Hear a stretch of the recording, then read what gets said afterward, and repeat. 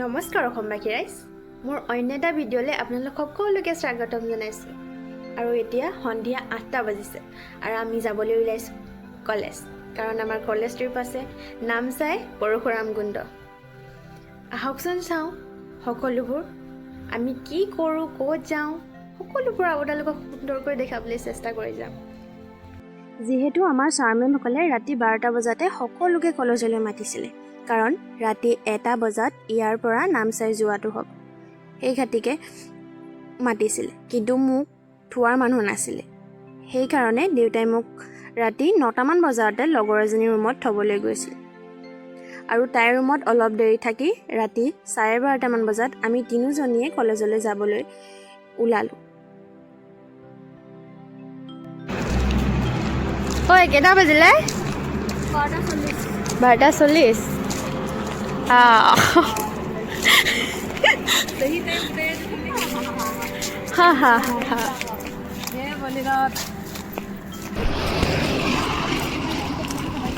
Finally আমি পাই গ'লোহি video' বনাই আহি আছোঁ আমি।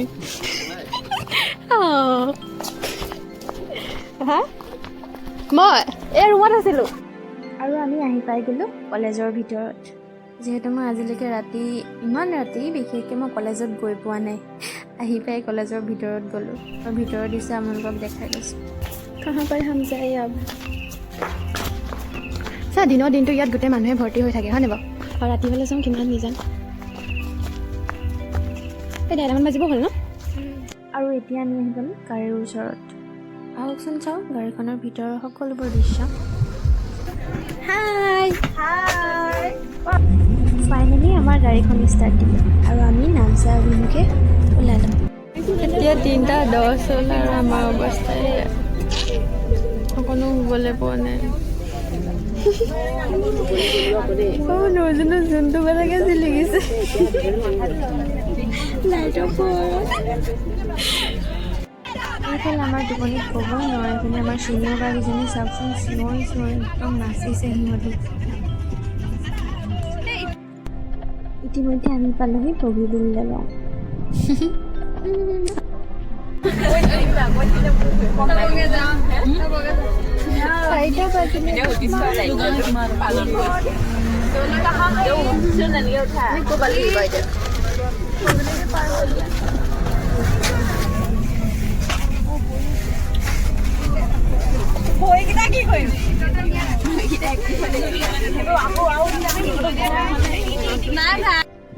আৰু এয়া ৰাতিপুৱা 5টা বজাৰ দৃশ্য চাওকচোন।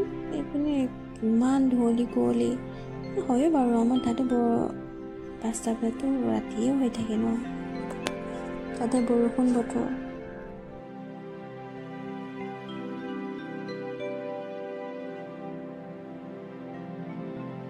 আৰু এইফালে চাবচোন মোৰ পোৱালিটো শুই আছে ইমান ধুনীয়াকৈ। চকু মোৰ টোপনি যাব পৰা নাই, তাই একদম ফুষ্টি মাৰি নাক বজাই শুই আছে। হ'ব নোৱাৰে টোপনি তাই। আমাৰ এই মইনা উঠিব 6টা বাজিলে। উঠা শুবলৈ সময় নাই।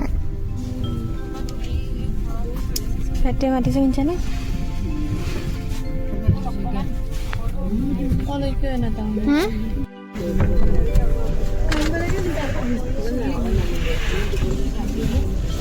গোটেই ৰাস্তাটো শুই আহিছে এজনী। গোটেই ৰাস্তাটো শুইছে, ভৰিয়াত একদম মেলি লৈছে। চকুকেইটাতে ধৰিব পাৰিম।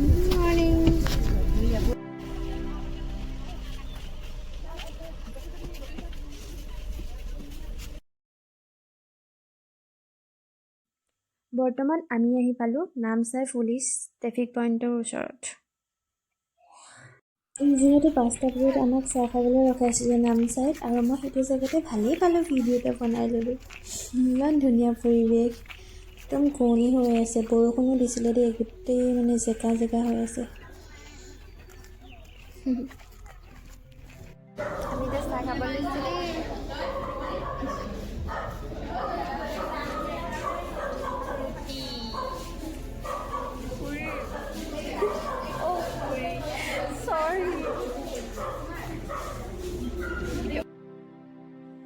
চাহ খাই উঠি গাড়ীত সিহঁতি সকলোৱে নাচিবলৈ ল'লে। এইপিনে চাওকচোন পোৱালিটো নাচিব লৈছে তাই লাজতে ক'ব নোৱাৰে। এইপিনে সিহঁতৰ ডান্স সঁচাকৈ বহুত ভাল লাগিলে উৎপতীয়াকেইজনী।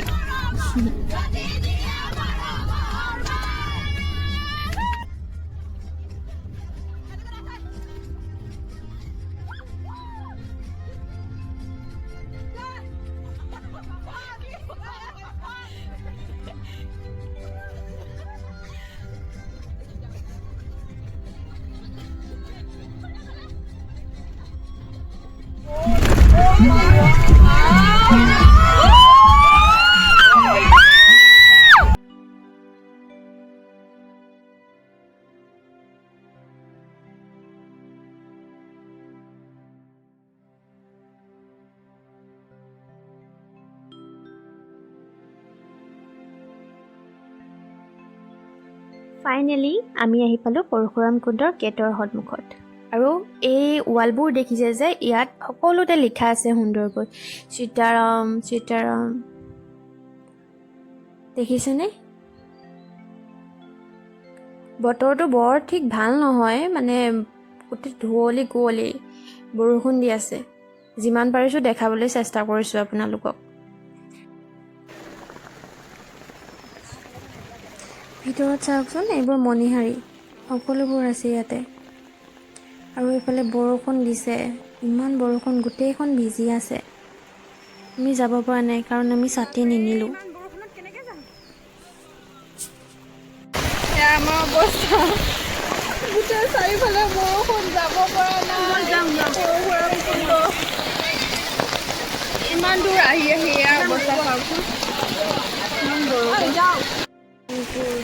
আৰু আমি বৰষুণতে তিতি ভিতৰলৈ যাবলৈ চেষ্টা কৰিছোঁ। চাব দেই, এতিয়া টিকটিককৈ দৌৰি যাম কেনেকৈ।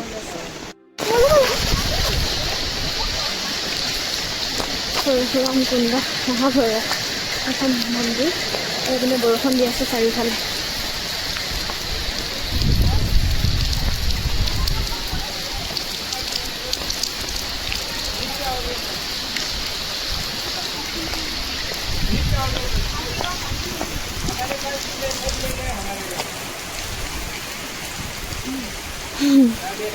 राधे राधे।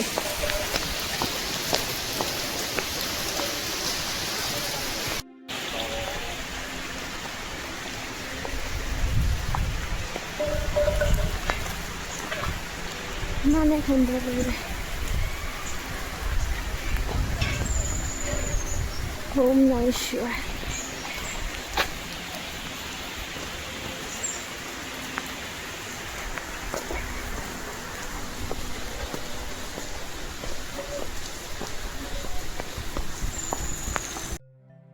আৰু এইটো হৈছে পৰশুৰামদেৱৰ মন্দিৰ।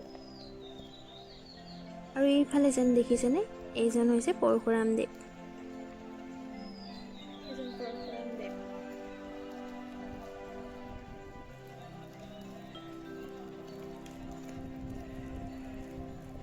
আৰু এইফালে চাইচোন, কি এক সুন্দৰ দৃশ্য, সকলোবোৰ পাৰ চৰাই।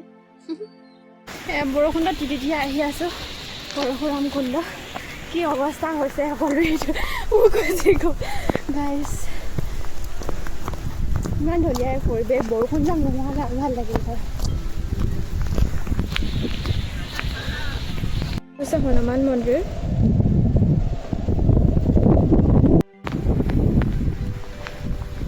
অ' মাই গড, ইমান ধুনীয়া লাগিছে। এনেকুৱা এটা জেগাত আহি পেলাই মনটো বহুত বেছি ভাল লাগে, জানেনে? মই গোটেই শুকাই গৈছোঁ, কিমান ষ্টেপ বগাবলগীয়া হৈছে, তাতে বৰষুণ তিতি আহিছোঁ। মই বেমাৰত পৰাটো চিয়ৰ। আৰু ইতিমধ্যে ইয়াত বহুতো মন্দিৰ দেখিবলৈ পোৱা যায়। পৰশুৰাম দেৱৰ মন্দিৰ, শিৱ মন্দিৰ, বিষ্ণু মন্দিৰ, দুৰ্গা মন্দিৰ। আহকচোন চাওঁ পিছৰ দৃশ্য। লাগিছে বৰষুণত তিতি বৰষুণ চাবলৈ। Oh my God, চবেই ছাতি লৈ আহিছে আৰু আমি দুজনী এনেকৈ। আপোনালোকক পাছলৰ দৃশ্যটো দেখাইছোঁ। দৰ্শকসকল, মোৰ পাছফালে যোনখন নদী দেখি আছে সেইখন হৈছে পৰশুৰাম কুণ্ড, য'ত প্ৰবাদ আছে যে পৰশুৰামৰ হাতত যোনখন কুঠা লাগি ধৰিছিল সেই কুঠাখন এই নদীত ধোৱাৰ পাছতহে তেওঁ হাতৰ পৰা খাইছিল।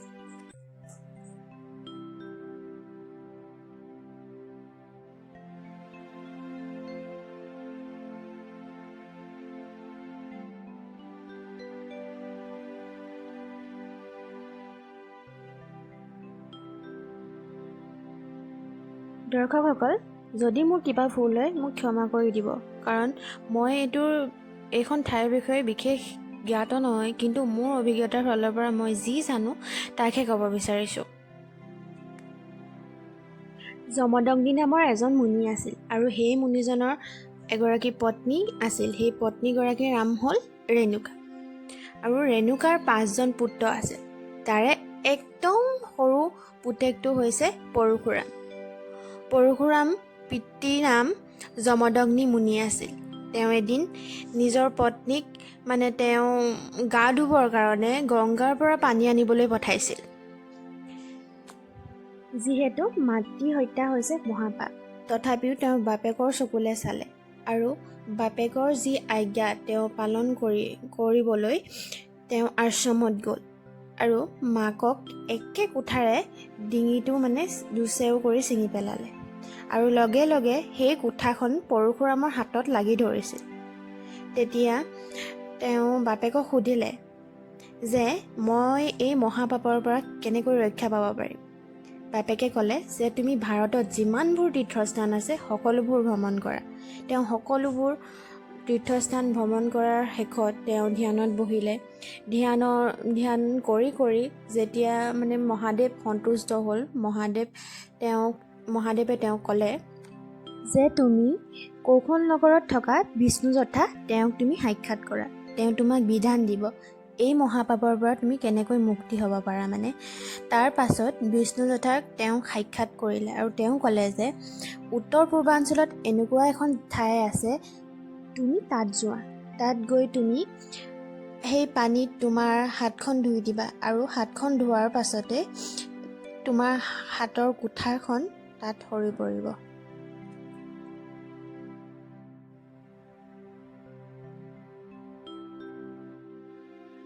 দৰ্শকসকল, মোৰ কিবা ভুল হ'লে ক্ষমা কৰিব। মই পৰশুৰাম কুণ্ডৰ বিষয়ে যিখিনি কথা জানো সেয়া আপোনালোকক অৱগত কৰিলোঁ। সেই পৰশুৰাম কুণ্ডৰ পৰা আমি যাবলৈ ওলাইছোঁ। সেইপিনে চাৰে ভিডিঅ' বনাই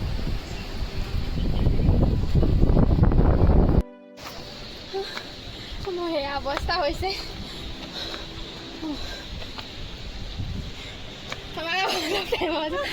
চৰাই আনিব লাগিব এতিয়া ওপৰলৈ। 1 কিলোমিটাৰমান হয় ন? ছোৱালী 1 কিলোমিটাৰতকৈ বেছি হবে।